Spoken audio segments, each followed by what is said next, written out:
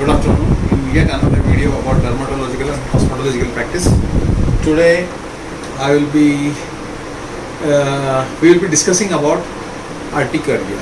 Urticaria, hive, wheal, they are one and the same. What is urticaria? When there is an allergic reaction to something, there is histamine protein, histamine release in the blood. This protein goes into small capillaries and break them, and then what happens? Small amount of blood is released in the skin. So we have this urticaria, reddish with large patches called urticaria, hives, wheals, etc. Okay.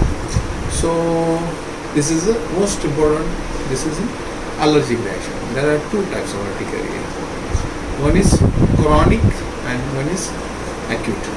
So what is a chronic urticaria? That urticaria which lasts for more than 6 weeks is a chronic type of urticaria.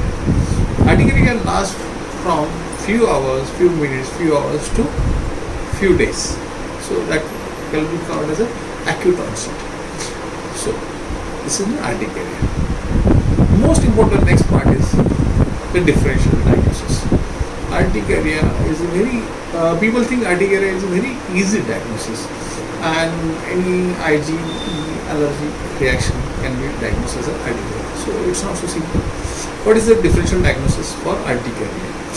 Erythema multiforme, drug eruption, vasculitis, articular vasculitis, some gestational dermatitis where high levels of progesterone releases prohistamine, and then there is a urticaria. So urticaria is a very important and crucial diagnosis. So how do we treat urticaria? Urticaria, most importantly, we treat antihistamine, H1 blockers, H2 blockers. Sometimes I use. So we use antihistamine. Then there are few newer drugs which helps. Then people use steroids, but it is seen that steroid has a very less effect, or does makes very less difference in this urticaria phenomenon. So urticaria, differential diagnosis, types of urticaria, this has been done. I had this particular patient which some doctors had treated him for urticaria, vasculitis, but when I had took the detailed history, it was a drug eruption. He was taking tamoxifen for a prolonged period of time. Secondly, one of the important phenomena is blanching. When you press in the center of this articular region, they get blanched. That itself shows that it was due to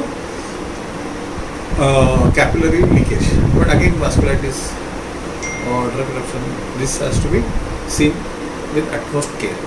Okay, fine. Thank you. Hello friends, welcome to yet another video of dermatological and cosmetological practices. This is 35 years male. I don't want to disclose the identity for obvious reasons. Can you please turn over? Yes, please. Okay.